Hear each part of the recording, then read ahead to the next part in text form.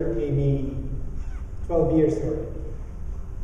And I think Kuya Loreto, as I would call him, already told you a little bit that I was here in Apple Valley, yes, maybe around 12 years ago. And I know that we used to have worship here also, and also in that other place. And also we used that place for fellowship.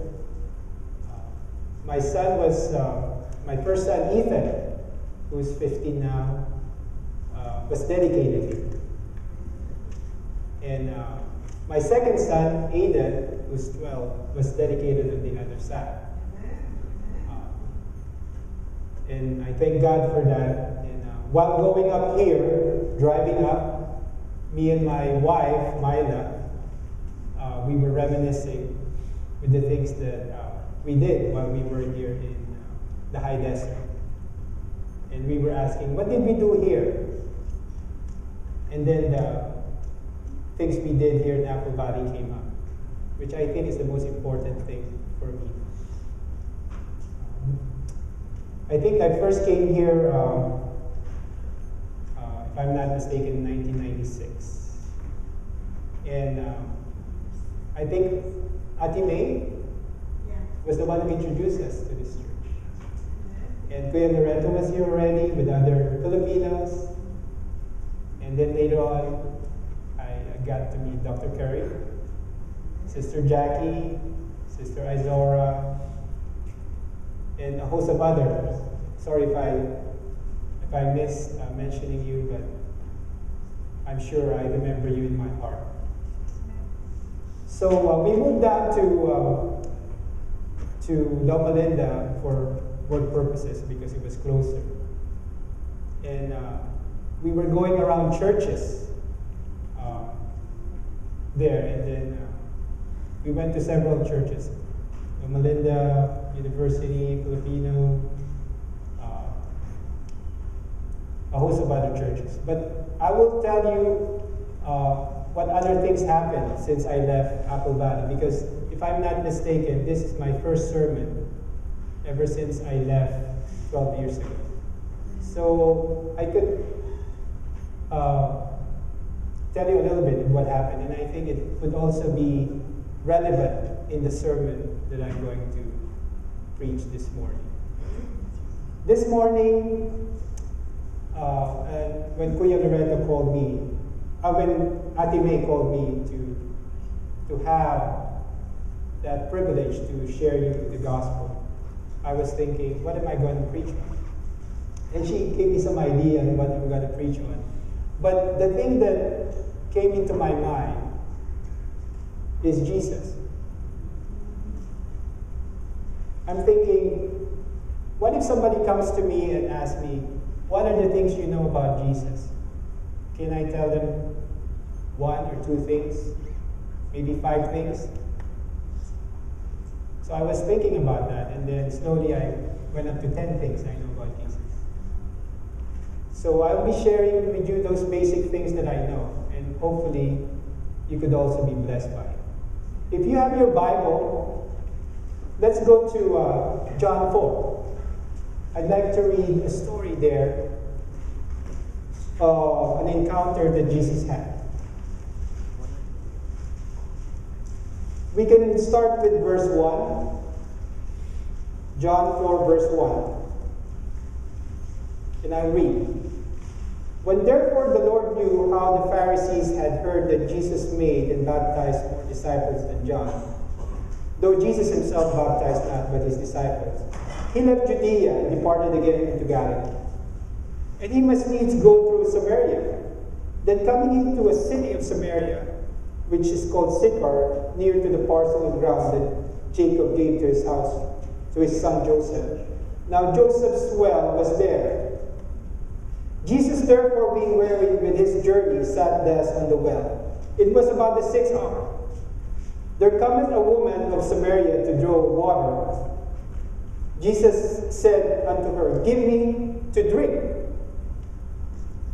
For his disciples were gone away into the city to buy meat. Then said the woman of Samaria unto him, How is it that thou, being a Jew, ask drink of me, which am I a woman of Samaria? For the Jews have no dealings with the Samaritans. Jesus answered and said unto her, If thou knewest the gift of God, and who it is that saith to thee, Give it me to drink, thou wouldest have asked of him, and he would have given thee living water. The woman said unto him, Sir, thou hast nothing to draw with, and the well is deep. From whence then hast thou that living water? Art thou greater than our father Jacob, which gave us the well, and drank thereof himself, and his children and his cattle? Jesus answered and said unto her, Whosoever drink of this water shall thirst again. But whosoever drink of the water that I shall give him shall never thirst. But the water that I shall give him shall be in him a well of water, springing up into everlasting life. Amen. Amen. Here was Jesus sitting at the well, waiting. Do you think God gave him a divine appointment? It was a divine appointment, right? Because as we know, Jesus Christ always prayed every day before the start of the day, and everything that he did was directed by his Father. So here was Jesus Christ waiting for his appointment by the well of Jacob. And this woman coming to the well with his pot of water empty, and he was coming at the time of day wherein there was not a lot of people. And we know why, right? Because she is considered as an outcast by his own people because of what she does with her life. So she went to the well and she saw Jesus, and Jesus asked her, Give me water. Does God sometimes come to us and ask profound things of us? Like, give me your life. And when we wonder, how can I give you my life? What kind of life do I have, Lord? Why would you even treasure the life that I have? But you know, when Jesus asks a question, he asks questions because he knows if we ask correctly, we will find the answer. That woman knew, Jesus, what are you asking? You don't have anything to draw water with? And that should have been a question to the mind of the woman to think, what do I have? What do we have that we could give to Jesus? And in Jesus' mind, if you can have it, I will give it to you. The woman asked, You don't have a pot to draw water with, but I will give you water. But Jesus said, That water that you will give me will only be temporary. But I have something that will be for eternity. If you will go to verse 14, Jesus said, I shall give him, but the water that I shall give him shall be in him, a well of water springing up into eternal life. Jesus is offering something that when he gives it, it will become a part of us. And that when it becomes a part of us, it will be a limited supply? No, unlimited supply of everlasting water. So Jesus is offering to us things that we cannot give. That's why this morning, I want us to see what are those things that Jesus offers. 10 things that I know about Jesus. And if you could go home later, you could write the same thing, 10 things that you know about Jesus. And it will be interesting what will come out. In John 21:25, the disciple John said, And there are so many other things that Jesus did, that which if they should be written every one, I suppose that even the world itself could not contain the books that will be written. Amazing, right? John said, if I tell you all the things that I know of Jesus, all the books of the world won't be able to contain it. But you know what? Sit down, meditate and pray, and I'm sure you will be able to write a lot of things about Jesus. What are the first things? Let's go to the first thing that I know about Jesus. Number one, he lived here on earth. We are in this church because we believe that Jesus Christ lived here on earth. But go out of the boundaries of this church and you will hear skeptics. You will hear non-believers. Oh, Jesus Christ didn't really live. The idea of fake news is not new. It's been there before. After Jesus Christ left, there were fake news coming out that, oh, he didn't live really here on earth. The things that you heard about him, it's not true. But you know what? Do we believe in history? How many of us here took history? We took history in school. When our history book says Julius Caesar lived, do we believe it?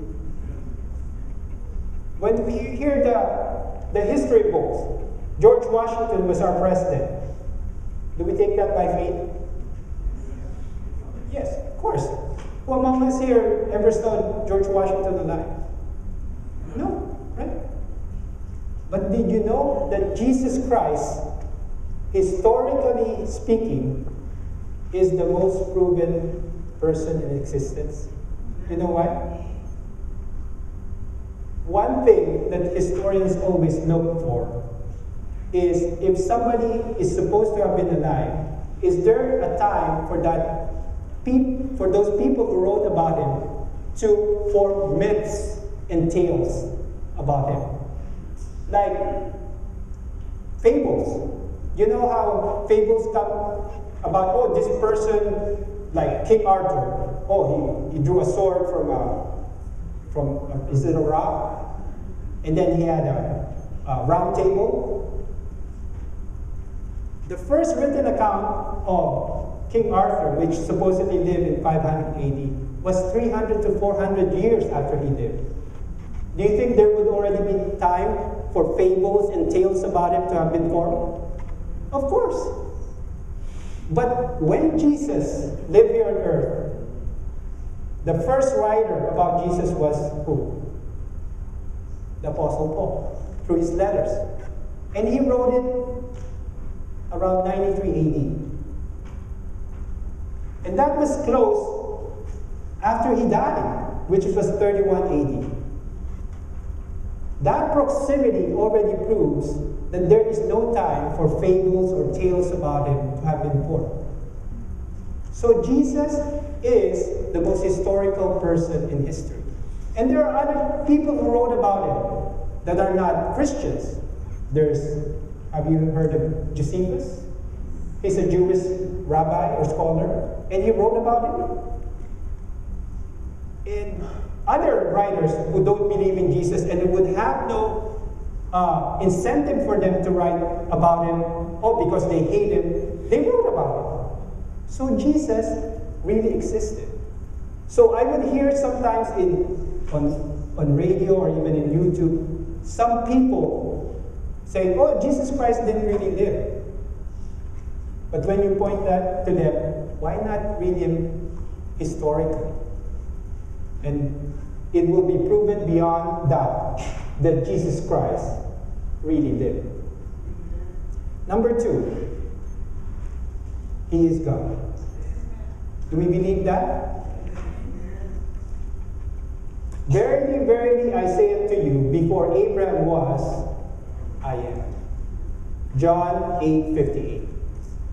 When Jesus Christ said, I am, the scholars that were before him instantly knew what he was quoting. What was he quoting? He was quoting the Old Testament. Because it says in Exodus 3:14, and God said unto Moses, I am that I am. And he said, thou shalt thou say unto the children of Israel, I am has sent me unto you. So when they heard Jesus say that, did they rejoice? No, they were ready to cast stones on him. Because that's blasphemy. How could you claim to be the great I am when you're not even 50 years old? But Jesus Christ set them in order. Before Abraham was, I am. In John 1:1-4, it says, "In the beginning was the Word, and the Word was with God, and the Lord was God. The same was in the beginning with God. All things were made by him, and without him was anything made that was made. In this was life, and the life was the light of men." There was this famous Christian leader or pastor. He was asked by, you still remember Larry King from CNN? Larry King asked this prominent pastor, "Why do you say that Jesus Christ is the only way?" And this pastor said, "I didn't say that. Jesus Christ said it. And you will have to contend with what he claims to be." Jesus said in John 14:6, "I am the way, the truth, and the life." He didn't say, "I am a way, I am a truth, I am a life." What did he say? "I am the way, the truth, and the life." Jesus is basically quoting the Old Testament. In Psalms 31:5, it says, "Into thine hand I commit my spirit, thou hast redeemed me, O God of truth." In Isaiah 48:17, it says, "Thou said the Lord, thy Redeemer, the Holy One of Israel, I am the Lord thy God, which teacheth to profit, which leadeth thee by the way that thou shouldest go." In Proverbs 14:27, "The fear of the Lord is a fountain of life, to depart from the snares of death." C.S. Lewis puts it simply. It's either Jesus Christ was a liar, a lunatic, or he is the Lord. C.S. Lewis used to be an atheist, a prominent scholar in literature. But then he said, you'll have to contend with that. Is he just lying? Is he a lunatic who claims to be God until he dies on the cross? Or is he really the Lord, our Lord?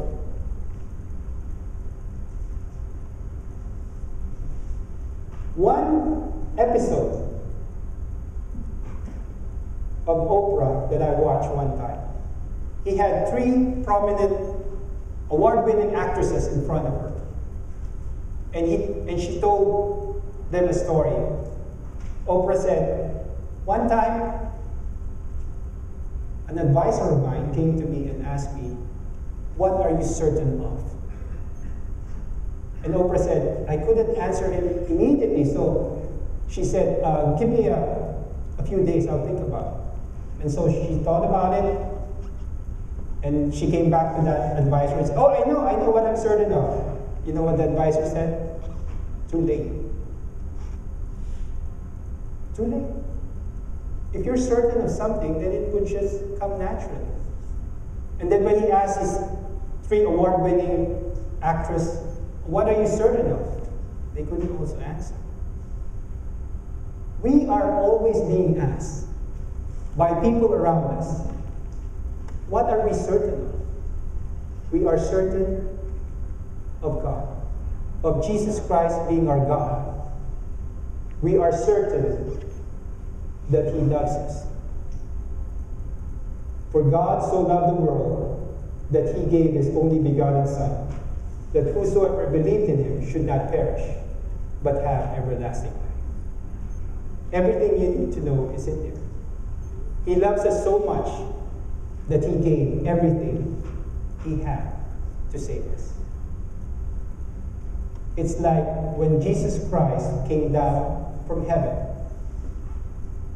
all the singing stopped because it was bad. All the praises they were giving Jesus became silent. Peace on earth, goodwill to men. That was our joy when Jesus Christ came, but heaven became quiet. We should realize and be certain of that gift that we have. Number 3, He is man. In Luke 2, verse 40, it says, "The child grew and waxed strong in spirit, filled with wisdom, and the grace of God was upon him." Jesus is man. He was born a man. He lived like a man. He died like a man, but was resurrected.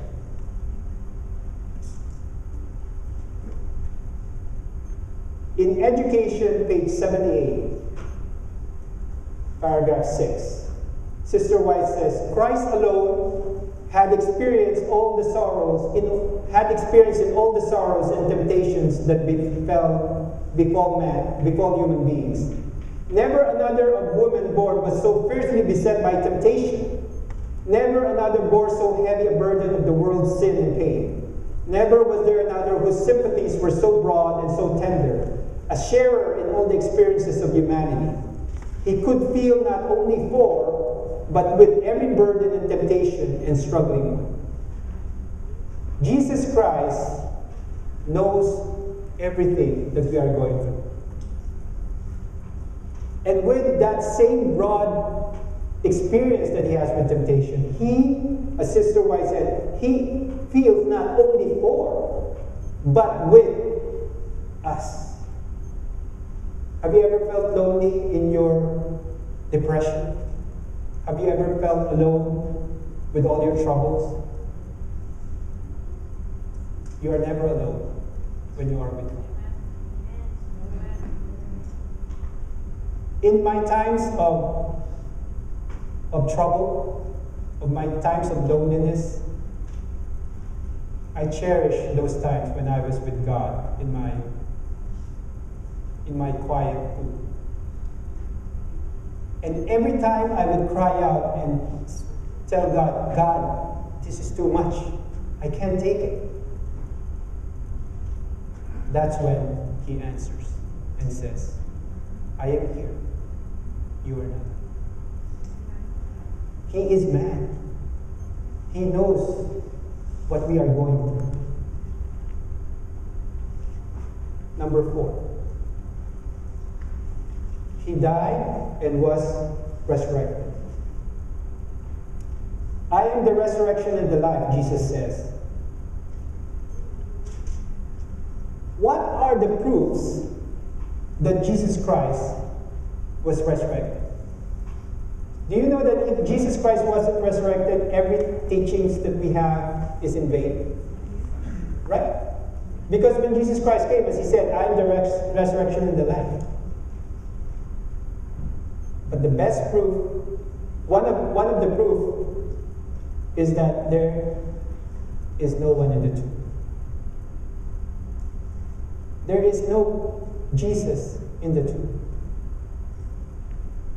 And when the disciples saw Him, that changed their lives forever.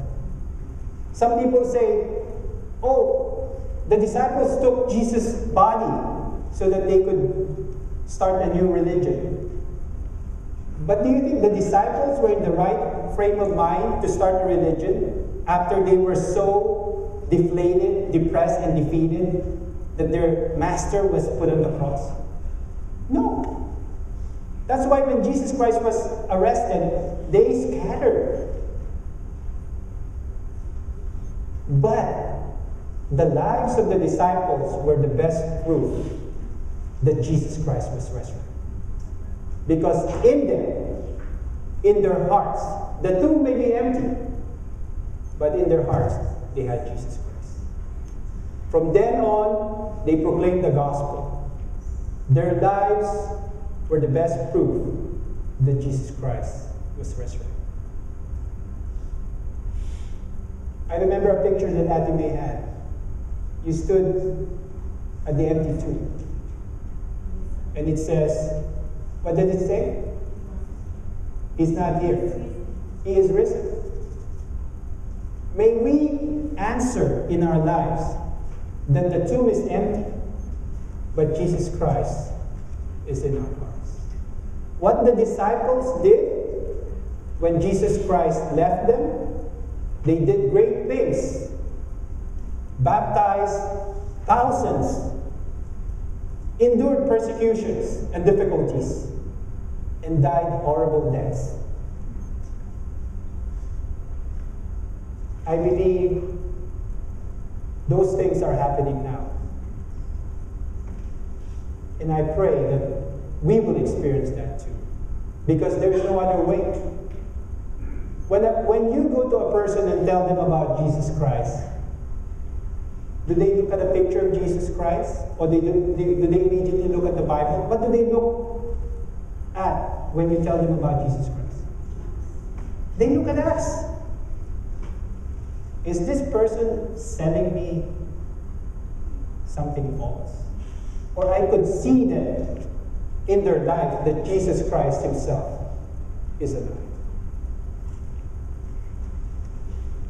John 13, 34 to 35. A new commandment I give to you, that ye love one another, as I have loved you, that ye also love one another. By this shall all men know that you are my disciples, if ye love one to another. If we love one another, then other people will know that we are his disciples.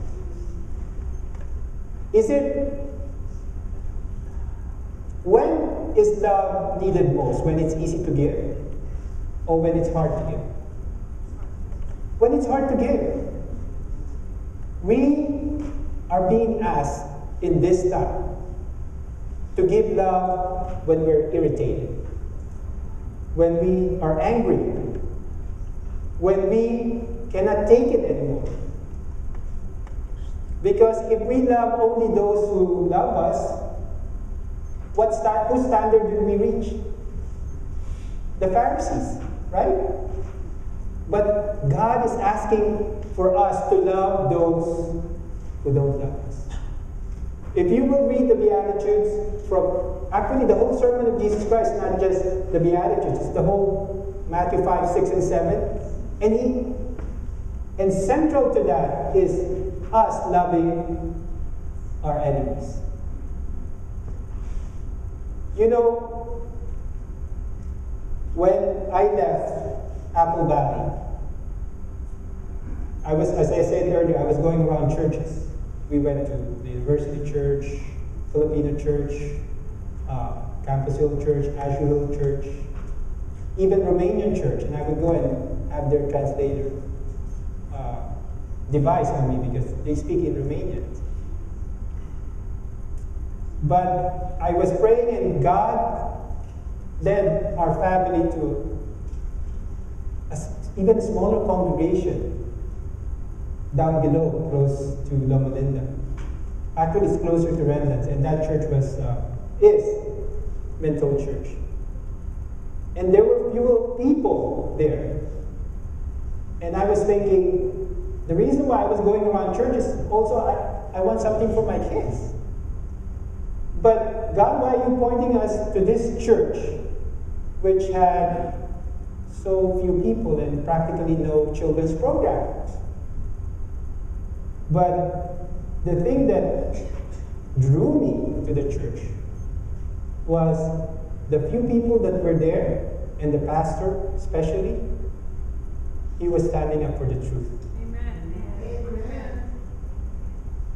He was standing up for some issue that I knew at that time, and even now, the leaders of the church are opposing him. And I knew he was standing up for the truth, and he was willing to sacrifice even his job. And I said, wow, this is the person I could follow.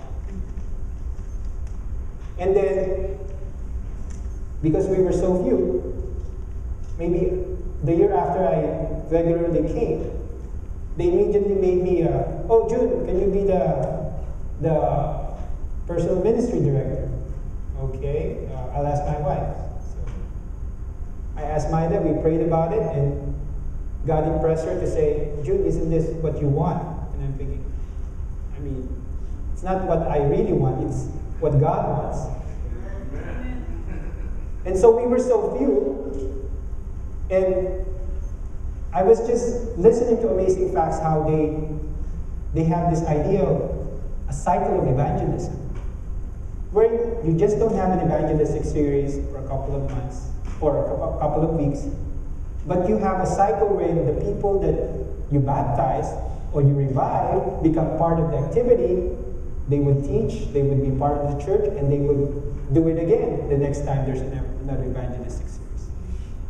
And I also read an article from our magazine that says, oh, there's this church in Arizona, oh, they did the cycle of evangelism. And then, from then on, the church grew so big that they had to have another church. And so I said, I'll talk to the pastor and see if this is something that he wants. And so the pastor said, yes, we'll do it. Even so, we were so few at church. But his only condition was, I want somebody from Amazing Facts to come. Because he knew that Amazing Facts evangelists will preach the truth. But Amazing Facts evangelists don't come cheap. Not like a conference evangelist, they would come and it's free. We have to pay out of our meager offering collection. So I said, if this is God's will, it will happen. I presented it to the board. Thank God there were people who supported it initially.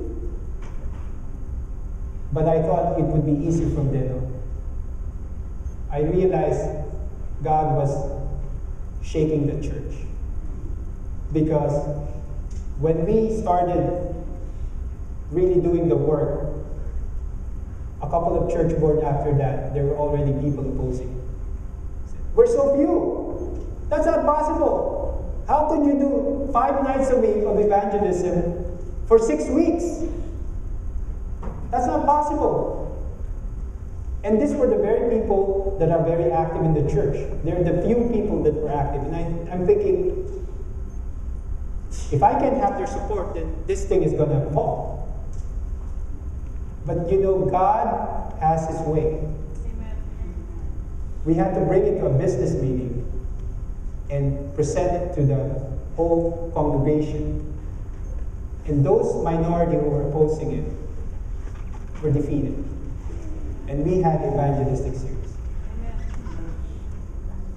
But the hard work was really hard work, because there were so few of us knocking on doors, giving flyers. And when I would go to other churches, they would look at me skeptically, what's this? So there were a lot of things that, and people weren't volunteering freely. Oh, maybe volunteer thinking that it won't succeed, so they're not committing fully. And when the first night happened, it was a Friday night, the first night of the meeting. We have, I don't know if you, his name is Darren Bartel. He's our evangelist. Darren Bartel was in the front. The meeting was supposed to start 7 p.m. and it was already 6:55 p.m. Darren was here. He was talking to 5 people. And I was thinking, this thing is going to fail. We have 5 people for the evangelistic series. All our money, all our effort are going to go down the drain. But God rebuked me and said, Jude, you do not believe. That was the first time that I had doubt if this thing was going to succeed. All through the preparation, God was giving all His resources. And I thank God for the Apple Valley, because Brother Kuya Loreto, we had an evangelistic series here in Apple Valley in 2001 with Pastor Phil Jones. It was successful, and that encouraged me to do the evangelistic series there. But 5 minutes before the meeting starts, I was doubting it. And then 2 minutes before, I looked out the door the parking lot suddenly was flooded with cars. Amen. 200 people came the first night. Imagine that. And for 6 weeks, 5 nights a week, that was our average. So the few people that we had at the start became so many. It became so many that after a couple of years, we now have 2 services at the church. We have one in the morning, we have one in the afternoon. At this time, we have 8:30 and 11 o'clock. And the parking lot is always full. And we praise and thank God. What I would just like to emphasize is God, Jesus is the Lord. There are souls that are dying without them even knowing about Jesus Christ. Even though it's going to be hard, even though it will tax your family, and me and my wife, Myla, I know other people have gone through a lot of difficulties in doing the work of God. I can't even imagine it, but I can only share with you what me and my family has gone through. It was difficult. But you know what? Because of that, Myla's siblings have been baptized because of those efforts. God is waiting for us, for His love to be shared to others. And that will make us real and true disciples of Him, if we will do the work of His love today. In Colossians 3:1-6, it says, "If ye then be risen with Christ, seek those things which are above, where Christ sitteth on the right hand of God. Set your affection on things above, not on things on the earth. For ye are dead, and your life is hid with Christ in God. When Christ, who is our life, shall appear, then ye shall also appear with Him in glory. Mortify therefore your members which are upon the earth, fornication, uncleanness, inordinate affection, evil concupiscence, and covetousness.